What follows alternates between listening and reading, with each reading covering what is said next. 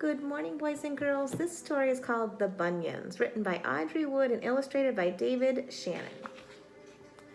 One day when Paul Bunyan was out clearing a road through the forest of Kentucky, a great pounding began to shake the earth. Looking around, Paul discovered an enormous hole in the side of a hill. The lumberjack pulled up an acre of dry cane and fashioned a torch to light his way. Paul climbed inside the hole and followed the sound underground for miles until he came to a large cavern glistening with crystals. By the flickering light of his torch, he saw a gigantic woman banging a behemoth pickaxe against the wall. It was love at first sight. "I'm Carrie McKinty," the gigantic woman said. "I was sitting on the hill when my lucky wishbone fell down a crack into the earth. I've been digging all day to find it." With a grin on his face as wide as the Missouri River, Paul reached into his shirt pocket. "I've got one too," he said, pulling out his lucky wishbone.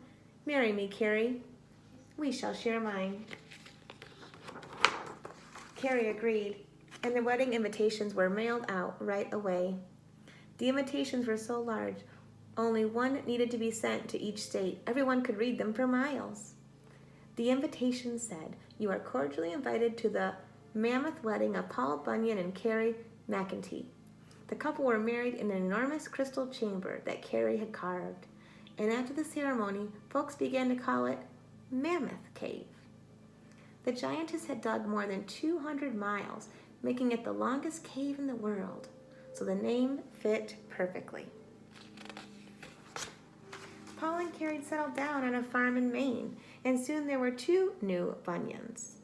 While Pa Bunyan traveled with his logging crew, Ma Bunyan worked the farm and cared for their jumbo boy named Little Jean and their gigantic girl named Teeny. One morning when Pa Bunyan was home between jobs, Ma Bunyan cooked up a hearty breakfast of pancakes and syrup. Teeny was wrestling with her big purple puma named Slink and accidentally dumped a silo of syrup on her head. Teeny's hair was so sweet, bears crawled into it and burrowed deep in her curls. Try as they might, Pa and Ma Bunyan couldn't wash them out. "We'll need a forceful shower of water to get those varmints," Ma Bunyan declared. See all those bears in her curls? Pa Bunyan had an idea. He placed his daughter on Babe, and he led them to the Niagara River in Canada. The gargantuan father scooped out a hole in the middle of the riverbed. As the great river roared down into the deep hole, Teeny cried out in delight, "Niagara Falls!" Teeny showered in the waterfall, and the pesky bears were washed downstream. See that little boat and see Teeny? When little Jean was 5, he wanted to work too, so he followed his pa out to his logging camp in Montana. Thinking his son was too young to do too much of anything, Paul set little Jean down in a barren canyon in Utah to play for the day. When the lumberjack went to fetch him, he couldn't believe his eyes. Little Jean had carved the canyon into a wonderland of fanciful shapes. Paul Bunyan got tongue-tied and said, "That's a mighty Bryce Canyon. A Bryce Nanyan, coy. I mean, a mighty nice canyon, boy." Somehow, part of the mix-up stuck. To this day, the canyon is known as Bryce Canyon. After all that sculpting, little Jean's shoes were full of sand. Pa knew Ma Bunyan would not let her clean floors dirtied up, so he told little Jean to sit down and empty his shoes. The sand from little Jean's shoes blew away on the eastern wind and settled down and stayed away. It covered a valley 10 miles long, making sand dunes 800 feet high. Everyone knows that's how the great sand dunes of Colorado came to be. One summer, little Jean and Teeny wanted to go to the beach. Ma Bunyan told them to follow a river to the ocean, but all the rivers flowed west back then, so they missed the Atlantic Ocean and ended up on the other side of the country instead. Ma Bunyan tracked them out to the Pacific, where she found Teeny riding on backs of 2 blue whales, and little Jean carving out 50 zigzag miles of the California coast. "What's the big idea, sir?"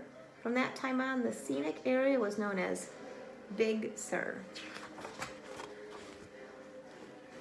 Ma Bunyan knew she had to put up a barrier to remind her children not to wander off too far.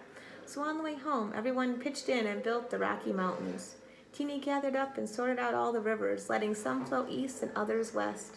After that, the children had no troubles following the eastern rivers down to the Atlantic Ocean. And when they wanted to go out exploring, Ma Bunyan would call out, "Now don't cross the continental divide, children." The best thing about this camping is sleeping outdoors, and the worst thing is not having enough hot water. That's why the Bunyans always camped in Wyoming. By the time their camping years were over, Ma Bunyan had poked more than 300 holes in the ground with her pickaxe and released tons of hot water from geysers. But Ma got tired of poking so many holes, so she made a geyser that blew every hour on the hour. After that, there was a steady supply of hot water to keep the giants' clothes and dishes sparkling clean.